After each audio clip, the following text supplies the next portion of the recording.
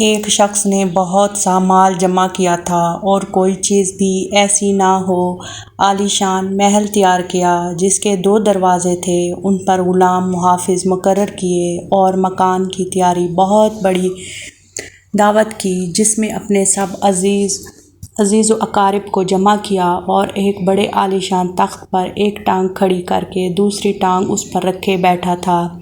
لوگ کھانا کھا رہے تھے اور وہ اپنے دل میں کہہ رہا تھا کہ ہر قسم کا ذخیرہ اتنا جمع ہو گیا ہے کہ کئی سال تک اب خریدنا نہ پڑے گا۔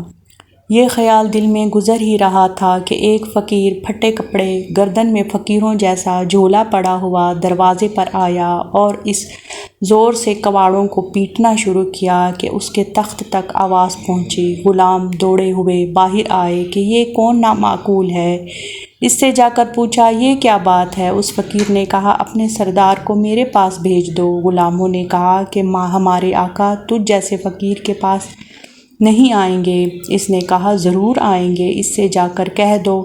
وہ آقا کے پاس گئے اور اس سے قصہ سنایا۔ اس نے کہا تم نے اس کو مزہ نہ چکھایا۔ اتنے میں اس فقیر نے دوبارہ پہلے سے بھی زیادہ زور سے کواڑوں کو پیٹا، جس پر دربان دوڑے ہوئے پھر دروازے پر آئے تو اس فقیر نے کہا کہ اسے اپنے آقا سے کہہ دو کہ میں مالک الموت ہوں۔ یہ سن کر ان کے ہوش اڑ گئے اور آقا سے جا کر کہا، اس پر بھی مٹی چھت گئی۔ وہ بہت عاجزی سے کہنے لگا کہ اس سے یہ کہہ دو کہ میرے بدلے میں کسی دوسرے کو قبول کر لے۔ اتنے میں یہ فقیر اندر پہنچ گیا اور اس سے کہا تجھے جو کچھ کرنا ہے کر لے، تیری روح قبض کیے بغیر واپس نہیں جا سکتا۔ اس نے اپنا سب مال جمع کیا اور مال سے کہنے لگا کہ اللہ کی تجھ پر لعنت ہو کہ تو نے اور تیری مشغولی نے مجھے اپنے مولا کی عبادت سے روک دیا اور اتنا وقت بھی نہ دیا کہ میں کسی وقت یکسوئی سے اللہ تعالیٰ کو یاد کر لیتا۔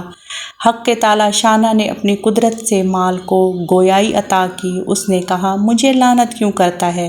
میری ہی وجہ سے تو بڑے بڑے بادشاہوں تک ایسے وقت تک پہنچ جاتا تھا کہ جب نیک لوگ ان کے پاس دروازے سے ہٹا دیے جاتے تھے۔ میری ہی وجہ سے تو نازک عورتوں کی لذتیں حاصل کرتا تھا۔ میری ہی وجہ سے تو بادشاہوں کی طرح رہتا تھا، برائی کے موقعوں میں خرچ کرتا تھا اور میں انکار نہیں کر سکتا تھا۔ اگر تو مجھے خیر کے موقع میں خرچ کرتا تو میں تیرے کام آتا۔ اس کے بعد مالک الموت نے ایک دم اس کی روح قبض کر لی۔